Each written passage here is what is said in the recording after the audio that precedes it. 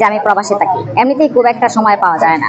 উনি সাধারণ মানুষকে ভালোবেসে উনি কখনোই বিদেশে থাকেন না। বিদেশে গেলেও 2 সপ্তাহ থাকেন, এর বেশি থাকেন না। উনি শুনতে পেলাম যে 20 থেকে 30 কোটি টাকা দিয়ে কন্ট্রাক্ট করেছেন, ওনাকে যদি মেরে ফেলা হয়। আমি এটা বুঝলাম না যে এই রাষ্ট্রযন্ত্র আসলে কি আদৌ আমার বাঁচায় রাখতে চায় কিনা। কারণ হচ্ছে কি, আমি যাকে জিডি করতেছি পুলিশ ডিপার্টমেন্ট, সেই তো আগে জানছে আমার আগে। ব্যারিস্টার সুমনকে হত্যা করার হুমকি দেওয়া, কিলিং মেশিন বা যেখানে গুলি করে হত্যা করার একটি পরিকল্পনা চলেছিল, অবশেষে তার কিছু চাঞ্চল্যকর তথ্য মিলেছে। অন্যদিকে ইতিমধ্যেই মুখ খুলতে শুরু করেছে ব্যারিস্টার সুমনের ওয়াইফ। ব্যারিস্টার সুমনের বউ যা বলতেছে আপনাদেরকে দেখাবো সেই ভিডিওটি। অন্যদিকে ইতিমধ্যে এমন কিছু চাঞ্চল্যকর তথ্য উঠে এসেছে, ব্যারিস্টার সুমনকে মারার জন্য নাকি 30 কোটি টাকা বা 20 কোটি টাকার মতো বাজেট করা হয়েছে কিলারদেরকে দিয়ে। অন্যদিকে এমন চাঞ্চল্যকর তথ্যর পরপরই মুখ খুলতে শুরু করেছেন ব্যারিস্টার সুমনের বউ। যা বলতেছেন আপনাদেরকে দেখাবো সেই ভিডিওটি। না টেনে সম্পূর্ণ ভিডিওটি দেখতে হলে অবশ্যই আমাদের সঙ্গে থাকবেন এবং আমাদের চ্যানেলটিকে নতুন দর্শক হয়ে থাকলে অবশ্যই সাবস্ক্রাইব করবেন। আমার মেয়ে মনে করে আমি যে গুড ওয়ার্ক করি, আমি যে অন্যায়ের বিরুদ্ধে প্রতিবাদ করি, এগুলো হচ্ছে গিয়ে স্টুপিডিটি। আমি এইটা বুঝলাম না যে এই রাষ্ট্রযন্ত্র আসলে কি আদৌ আমার বাঁচায় রাখতে চায় কি না। কারণ হচ্ছে কি, আমি যাকে জিডি করতেছি পুলিশ ডিপার্টমেন্ট, সেই তো আগে জানছে আমার আগে। এই দেশে বঙ্গবন্ধু মারা গেছেন, তার পরিবার সবাই মারা গেছে। আমার হবিগঞ্জের শাহ কিবরিয়া সাহেব মারা গেছেন।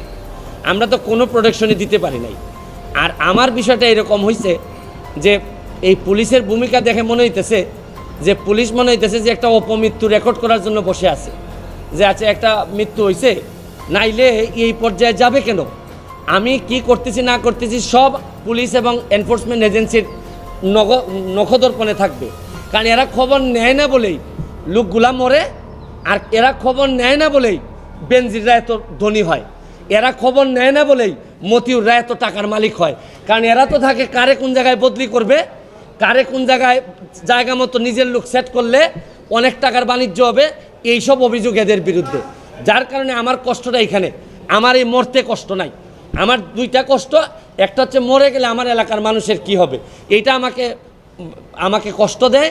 আরেকটা হচ্ছে গিয়ে যে এই দেশটা এমনভাবে মরার জন্য ক্ষেত্র তৈরি করা হয়েছে যে আপনি দেখেন, আজকে আমার সকালবেলা আমার মেয়ে আমাকে বলে কি জানেন, কোন দেশে আছি। আমার মেয়ে আমারে বলে তোমাকে নাকি থ্রেট দিছে কে, সে আমেরিকাতে থাকে, বাচ্চা মাত্র বয়স 11।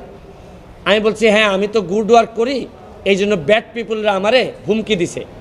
সে আমারে বলে there must be a line between good work and stupidity. মানে আমার মেয়ে মনে করে আমি যে গুড ওয়ার্ক করি, আমি যে অন্যায়ের বিরুদ্ধে প্রতিবাদ করি, এগুলো হচ্ছে গিয়ে স্টুপিডিটি। কারণ আমি আর কি জবাব দিব তারে, কারণ সে তো তার মাথার মধ্যে এগুলাই আছে যে বাংলাদেশে যারা ভালো কাজ করে, অন্যায়ের প্রতিবাদ করে, এরা স্টুপিড। কিন্তু আমার মেয়ে অল্প বয়সী মেয়ে, আমি তো বুঝাইতে পারি না যে আমার জন্ম এই দেশে, এই দেশের মানুষের কল্যাণে আমি কাজ করতে চাই। কারণ আমার রক্তের মধ্যে এটা আছে, আমি করব কি এটা। যে ধরনের প্রোটেকশন, আমি তো আর আগের ব্যারিস্টার সুমন না, মেম্বার অফ পার্লামেন্ট হিসাবে।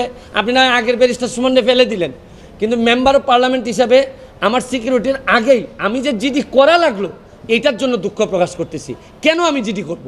আর যদি এটা আমার কাছ থেকে ইনফরমেশনটা আসতো যে আমার পিএস বলছে যে আমারে থ্রেট দিছে, বা আমার এক বন্ধু বলছে, বা আমার এক আত্মীয় স্বজন বলছে, তা নয় আমি জিডি করলাম। পুলিশের মাধ্যমে যখন আসে তখন তো সাথে সাথে এই কাজটা করার দরকার ছিল। এখন বুঝেন অবস্থাটা কোন জায়গায় আছে। তারপরে আমি বিশ্বাস করি যে যতদিন আসি মানুষের কল্যাণে কাজ করতে চাই, আপনাদের দোয়ায় কাজ করতে চাই, আর নিজের মানুষের আমার প্রতি যে বিশ্বাস, আমি মনে করি এটাই আমার নিরাপত্তা। আর এখন বাকিটা এনফোর্সমেন্ট এজেন্সি আছে, তারা যদি আমি কথা বলছি আইজিপি মহোদয়ের সাথে, উনি অত্যন্ত ভালোভাবে আমাকে আনসার দিয়েছেন, বলছেন যে এটা তো আগেই ওদের এই কী করার কথা। উনি আমার বিশ্বাস যে উনি ওই যারা আছে তাদেরকে প্রশ্ন করছেন যে এটা তো তোমরা জিডি করার আগেই ইনফরমেশন পাওয়ার সাথে সাথে কাজ করার কথা। একমাত্র আইজিপি সাহেব, বর্তমান আইজিপি সাহেব, উনি আমার অ্যাঙ্গেলে উনি কথা বলছেন। আর বাকি যারা আছে সবাই মনে হইতেছে যে সাক্ষী দেওয়ার জন্য বসে আছে, আমি কখন মরবো, মরলে পরে সাক্ষী দিবে। আমার এলাকাটা কিভাবে চলছে বুঝেন না আপনারা, যে কারে কোন জায়গায় সেট আপ করবে, এইভাবেই চলছে। আপনারা সবাই জানেন যে আমি প্রবাসে থাকি, এমনিতেই খুব একটা সময় পাওয়া যায় না। উনি সাধারণ মানুষকে ভালোবেসে উনি কখনোই বিদেশে থাকেন না। বিদেশে গেলেও 2 সপ্তাহ থাকেন, এর বেশি থাকেন না। উনি নিজের সন্তানদেরকে সময় দেন না, নিজের সন্তানরা ওনাকে কাছে পায় না। উনি বলেন, আমি যদি অন্যের সন্তানদের নিয়ে চিন্তা করি, অন্যের সন্তানদের জন্য কাজ করি, আমার সন্তানেরা এমনিতেই ভালো থাকবে। আর এখন যেহেতু নির্বাচন, এখন তো আসলে দেখা মিলাইবার।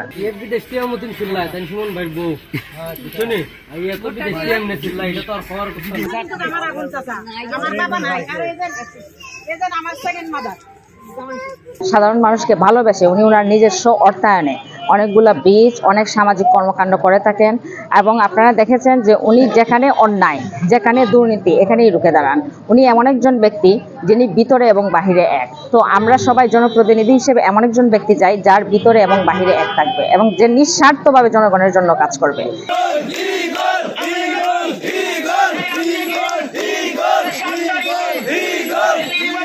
আমি ব্যারিস্টার সুমনের জয়ের ব্যাপারে 100% আশাবাদী, কারণ আমি যেখানেই যাচ্ছি ব্যাপক সাড়া পাচ্ছি।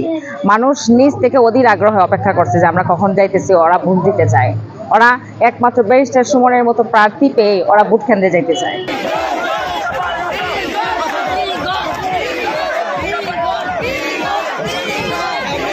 সদস্য রয়েছেন ব্যারিস্টার সৈয়দ সাইদুল হক সুমন ভাই।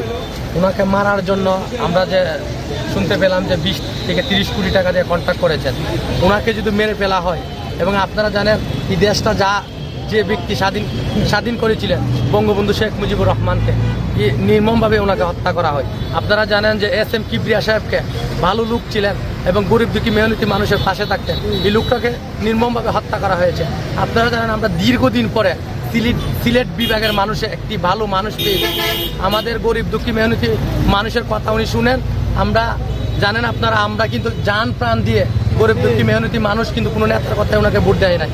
গরিব দুঃখী মেহনতি মানুষ ওনাকে ভোট দিয়ে MP বানিয়েছেন দুঃখ কষ্ট শোনার জন্য, সংসদে বলার জন্য। এবং এমন একটি ব্যক্তিকে যদি মেরে ফেলা হয়, এর জন্য কিন্তু আপনারা জানেন সব কৃষক দিনমজুর ভাইয়েরা কিন্তু কাপড় নিয়ে রাস্তায় নেমেছে, একটি কারণ ওনাকে যদি মেরে ফেলা হয়, এর সাথে আমাদের যাতে মেরে ফেলা হয়, এর জন্য আমরা কাপড় নিয়ে মাঠে নেমেছি। ধন্যবাদ সবাই। প্রশাসনের উদ্দেশ্যে আপনারা কিছু প্রশাসনকে আমরা আলটিমেটাম দিয়েছি, যদি সুষ্ঠু তদন্তের মাধ্যমে যে ব্যক্তি কথাগুলো বলেছেন, ওসি স্যার তো অবশ্যই জানেন, এই ব্যক্তিকে যাতে আপনারা জানেন এখন বর্তমান স্মার্ট বাংলাদেশ অবশ্যই যে ব্যক্তি কথাগুলো বলেছেন ওনাকে সুষ্ঠু তদন্তের মাধ্যমে বের করে এনে শাস্তির আওতায় আনবে অবশ্যই প্রশাসনেরা। ধন্যবাদ সবাই। একজন সংসদ সদস্যকে হত্যার হুমকি দেওয়ার পরও তা খতিয়ে না দেখে জিডির অপেক্ষায় থাকায় পুলিশের সমালোচনা করেছেন MP সৈয়দ সাইদুল হক সুমন। সকালে হাইকোর্টে ব্রিফিংয়ে নিজের হত্যার হুমকি প্রসঙ্গে এই সমালোচনা করেন তিনি। ব্যারিস্টার সুমন বলেন, চুনারুঘাট থানার OC যখনই জেনেছেন তার এলাকার MPর জীবন হুমকিতে, তখনই SP বা DIGর সাথে আলোচনা করার কথা। হুমকি সত্যি নাকি ভুয়া তাও তাদের তদন্ত করার কথা, কিন্তু এজন্য MPকে কেন জিডি করতে হলো সেই প্রশ্ন তোলেন সুমন। বলেন, পুলিশের ভূমিকা দেখে মনে হচ্ছে পুলিশ একটি অপমৃত্যু রেকর্ড করার জন্য বসে আছে। এর আগে শনিবার অজ্ঞাত ব্যক্তিদের থেকে হত্যার হুমকি পেয়ে রাজধানীর শেরেবাংলা নগর থানায় সাধারণ ডায়েরি করেন হবিগঞ্জ 4 আসনের সংসদ সদস্য ব্যারিস্টার সৈয়দ সাইদুল হক সুমন। এই পুলিশের ভূমিকা দেখে মনে হইতেছে যে পুলিশ মনে হইতেছে যে একটা অপমৃত্যু রেকর্ড করার জন্য বসে আছে, যে আছে একটা মৃত্যু হয়েছে, নাইলে এই পর্যায়ে যাবে কেন। আমি কি করতেছি না করতেছি সব পুলিশ এবং এনফোর্সমেন্ট এজেন্সির নখদর্পণে থাকে।